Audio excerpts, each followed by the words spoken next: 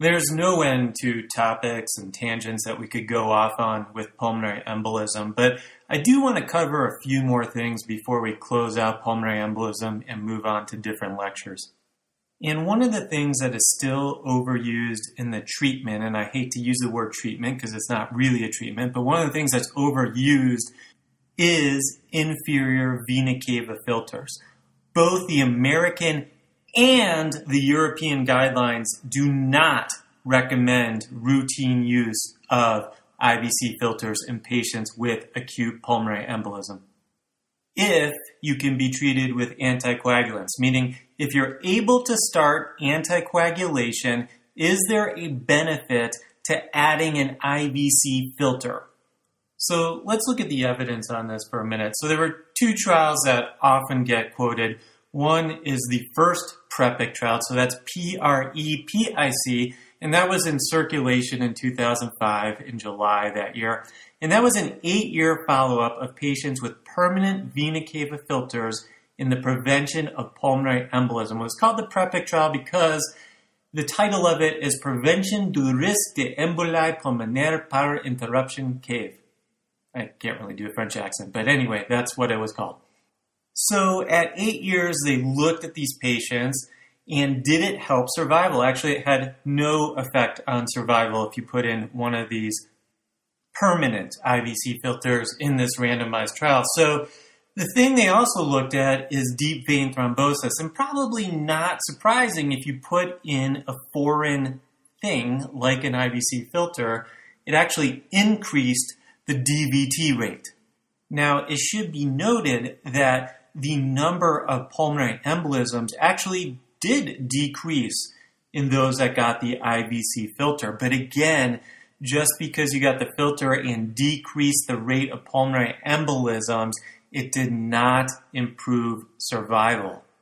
Okay, and then we flash forward nearly exactly a decade later to the Journal of American Medical Association in 2015 when PREPIC 2 was published. And PREPIC is PREPIC, once again, just spelling it out for you. And this was a multi-center randomized trial. And this time, they were looking at retrievable vena cava filters. So you can remove these filters at 3 months. Now, let's be real about this. A lot of times, these filters do not get removed because there's poor communication from hospitalist to the outpatient doctor. The patient forgets to show up for an appointment. The patient doesn't want to go get another procedure. They no longer have insurance. They didn't have insurance to begin with, but because they were hospitalized, they got the procedure done. There's a million reasons as to why a retrievable IVC filter does not get retrieved. But this was the best of both worlds because it was a study condition. So the filter was retrieved at 3 months. And what did it show? Well, first of all, let me say that they tried a different population in this trial. They sought people that actually had increased risk for more venous thromboembolic disease.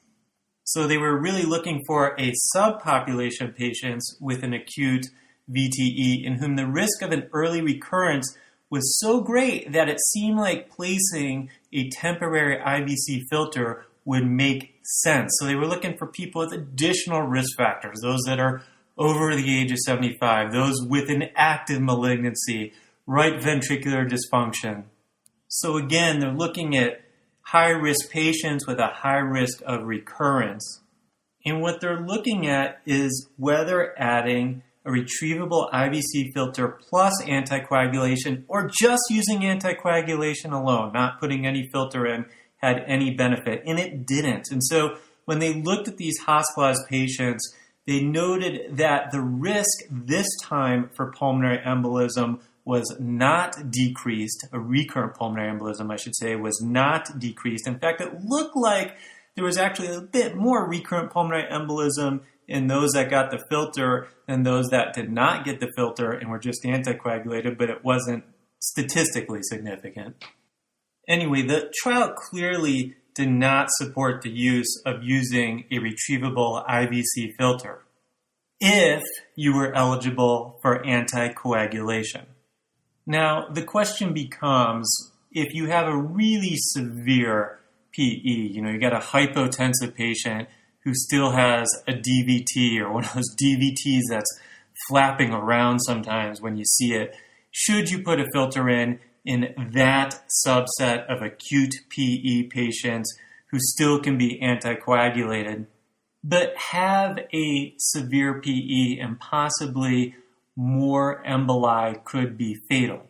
And I'm not sure that answer exists at the moment. I mean, there are some registries that show there may be some benefit to an IVC filter in those with a massive PE, but I don't think it's a routine thing that we should be using in most pulmonary embolism patients. And it's one of those things that drives me a little nuts because clinically, I've had people who have been transferred to our hospital on anticoagulation who the requesting physician on transfer asked that we put in an IVC filter. Now, a bunch of these patients don't even have a DVT in their lower extremity. Either it broke off or it came from another area, such as the upper extremity.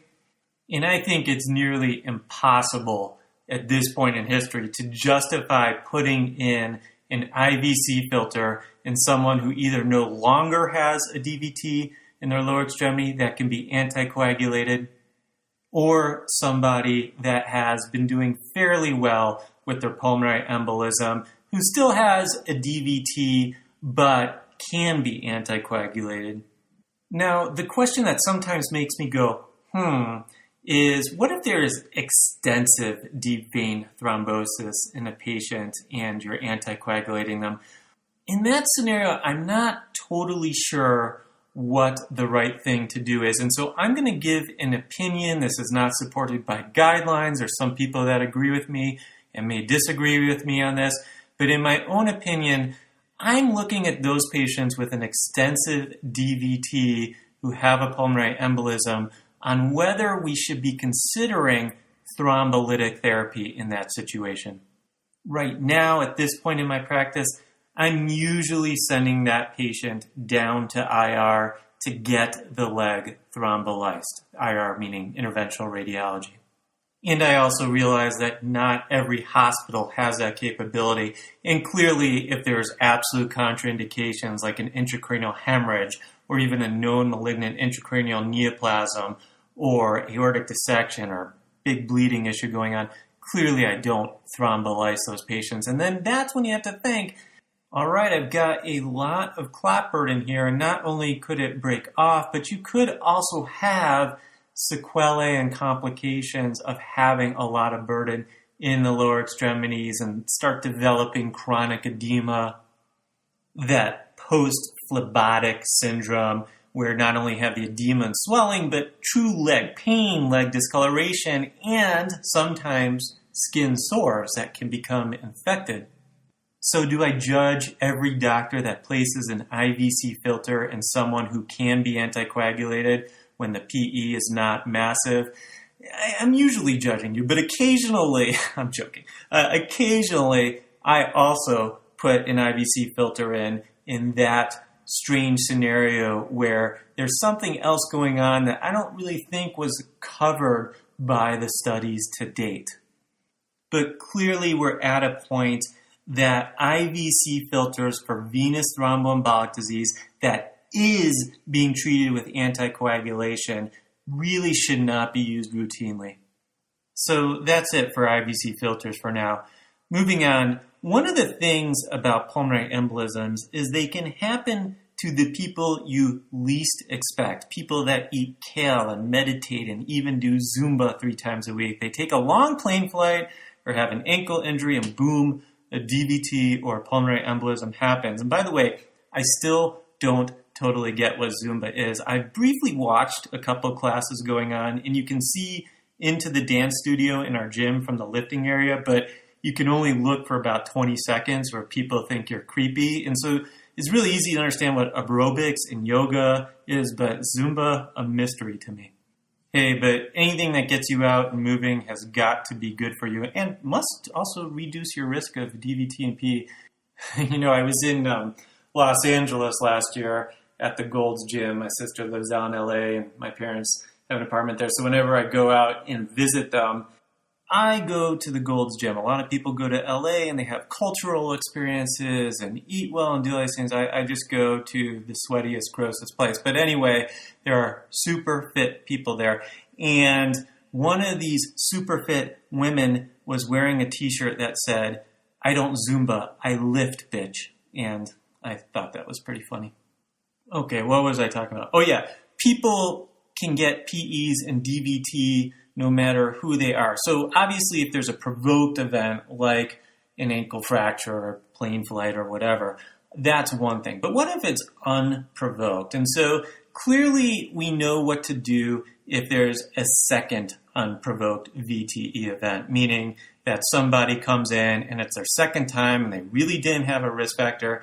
In that situation, I don't think you can schedule a stop date for anticoagulation unless there's a good reason as to why you want to do that. You know, the patient does motocross or is going to be a high risk for bleeding because they fall a lot or whatever.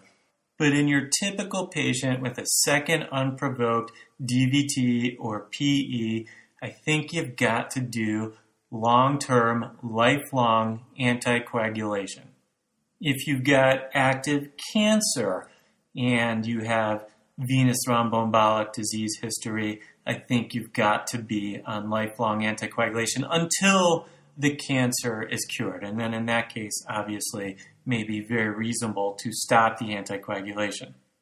And, of course, it should be said that it may be reasonable to stop the anticoagulation because you think there's a really big bleeding risk, big metastases to the head, having other bleeding from tumors. Okay, but the one place where I think I am probably still out on a limb, even though I think the guidelines agree with what I'm about to say, but I just don't see this in practice very much, is on the patient with their first time with either a DVT or a PE that was totally unprovoked. They show up in your clinic, they show up in your ER, they are on your hospice service, and they have a DVT and PE, and you can't figure out for the life of you why this happened. I mean, in that situation, that patient has a hyper-coagulable state. And if I remember, I'm going to come back to that in a second. But anyway, for this unprovoked VTE, this venous thromboembolic disease, I have been arguing with a lot of my colleagues, both in hospital medicine and critical care and hematology, that I think that patient deserves lifelong anticoagulation unless there is a contraindication. Now, I realize probably more than half of those patients are going to be taken off of Coumadin or one of the novel oral anticoagulant therapies in about 3 to 6 months most of the time. Okay, so let me quote from the guidelines because I don't want to put words in their mouth. So they say in patients with a first unprovoked DVT or PE who have a low or moderate bleeding risk, we suggest extended anticoagulant therapy, meaning no scheduled stop date, instead of just anticoagulating them for 3 months. Okay, where the thing that gets a little bit difficult is when you have somebody who's a high bleeding risk. And in that situation, the guidelines say they recommend 3 months of anticoagulant therapy over extended therapy. And I can't disagree with that, meaning if somebody is falling all the time, yeah, you may just want to pull the anticoagulation and see what happens and see if there's a second event. But also there is data now that D-dimer level can be measured about a month after stopping anticoagulant therapy, and that can influence the decision to stop or extend anticoagulant therapy. And so sometimes I've done that. I have a small outpatient practice, mostly I'm a hospitalist, but I've had patients who obviously they really don't want to be on anticoagulation, but I'm nervous to pull them off anticoagulation because they didn't really have a great reason for their event. And so we usually agree, let's stop it, let's check a D-dimer. If the D-dimer is still high a month later and they don't have a reason why that is, like a mechanical valve or something like that, then often it's pretty easy to convince them that you're at higher risk for having another VTE event, and they don't want one of those either, so they'll often be willing to go back on anticoagulation. If the D-dimer is low, the risk is less. Okay, the other thing I wanted to mention was hyper-coagulable disorder. So obviously these are really intensive things to study. In fact, I did 2 lectures on factor V Leiden if you go back into the history of this podcast. But on hypercoagulable disorders, if you've had an idiopathic DVT, meaning it just is unprovoked and comes out of nowhere, sure, I think getting a hypercoagulable panel in that situation is very reasonable. The only thing I would caution you is we keep adding things to the hypercoagulable panel because we keep learning of new hypercoagulable states. And so I think in 2016, we are far from understanding what all the hypercoagulable disorders are. So if you have an unprovoked DVT or PE, while you may get lucky and find a hypercoagulable state that helps explain why that happened, and don't give too much influence to some of these hypercoagulable states that really shouldn't be causing unprovoked DVT or PE in most populations. But anyway, if it's negative and they don't have an obvious hypercoagulable state on your hypercoagulable panel, maybe in 2020 or 2030, we'll know the reason why that person had an unprovoked DVT or PE and what their underlying hypercoagulable problem is. But in my mind, an unprovoked DVT or PE is still a hypercoagulable state. Now, by the way, unfortunately, a lot of those people, I shouldn't say a lot, but some of those people who have a hypercoagulable state that don't show up on a hypercoagulable panel that end up having an unprovoked DVT or PE, sometimes that hypercoagulable state is an undiagnosed cancer. And again, I'm not saying to start shotgunning approaches to looking for cancer everywhere in that situation. But the fact is we're all going to have some patients who we didn't understand why they had a DVT or PE, and then 6 months later, a year later, we understand why because we diagnosed them with pancreatic cancer or something awful like that. Usually what I do is routine cancer screening and making sure that they are up to date. So if you're 55 and you have a PE or DVT and you have not had colon cancer screening, if you're a woman and you haven't had mammography, yeah, you're going to be going for that.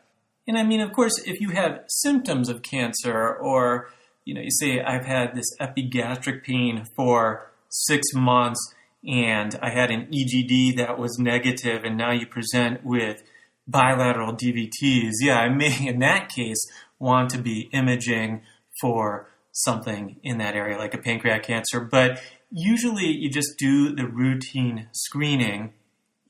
Testing for a hypercoagulable disorder in a first episode of venous thromboembolic disease is controversial at best.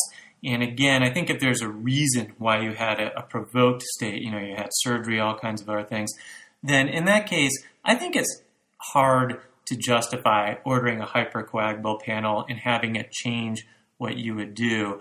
I realize there are other opinions out there. And likewise, testing for inherited thrombotic disorders and malignancy, while it can lead to the discovery of additional risk factors, it actually so far has not been shown to improve mortality. So there is this shared decision-making that you need to do with your patients when deciding how to proceed. If anticoagulation has been started and you decide that you want to do a hypercoagulable disorder workup, you probably got to wait about 2 weeks after discontinuing anticoagulation to get some good study results, particularly if they were on Coumadin. However, here's where I have a problem.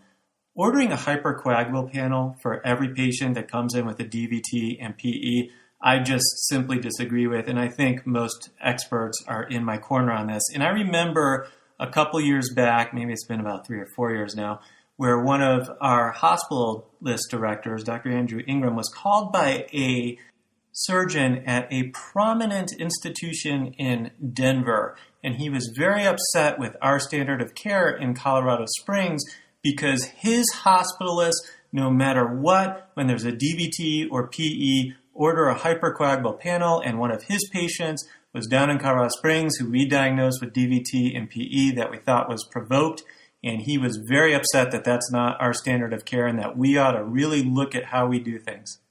And so our hospitalist director called me and he said, "Hey, I just want your opinion on this before I call the surgeon back and talk with him." And I said, "Absolutely, you should not be getting a hyper-coagulable panel on every DVT and PE patient before you start anticoagulation. Not only is it an enormous waste of money. I mean, these hyper-coagulable panels are not cheap. It matters how many tests are on your hyper-coagulable panel, but it can be $2,000, $3,000. And when you're seeing a lot of DVT and PE, because there are a lot of DVT and PEs in this world, to start doing that on every patient not only wastes a tremendous amount of money, I think it increases anxieties because you find things that probably were not a factor into why this patient got a DVT or PE. Again, I'm talking about provoked venous thromboembolic disease where there was a reason for why they got this. And despite the fact that it costs a lot and it probably shouldn't change practice, it's probably the wrong time to be testing in the setting of acute thrombosis because your antithrombin can be lowered by acute thrombosis, as can protein C and S. Likewise, factor VIII can be an acute phase reactant. And so if there's inflammation associated with the DVT in a big swollen leg, then you can have an elevated level of that. And so it can throw you off, and it's just, in my opinion, not the time to be testing this routinely. I mean, in the majority of those patients, you're going to be anticoagulating the patient anyway. And if you really are that interested, and you're probably over-testing it, but if you're really that interested in doing a hypercoagulable workup, you can do it after they come off of the anticoagulation at a later date. And if your argument it's too late and they're too high risk to come off anticoagulation, well, then why does it matter whether you tested for a thrombophilia or a hypercoagulable state? Because in that situation, you're going to be keeping them on an anticoagulant no matter what. So why add the additional cost and worry about some genetic or acquired condition when it's really not going to add to anything clinically?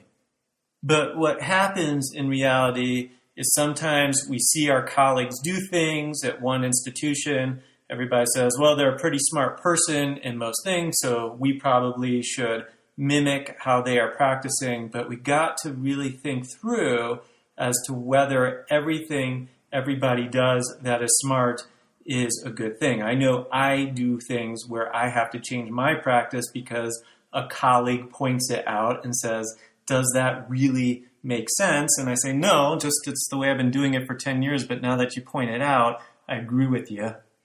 As long as your career is how long your learning process will be in the practice of medicine. So I guess the summary of this lecture is just because some people at the drop of a dime want to throw in an IVC filter or check really expensive labs, it doesn't always make sense. All right, well, thank you for listening to this hospital and internal medicine lecture. This is Dr. Gil Parat, and I will catch you on the next round.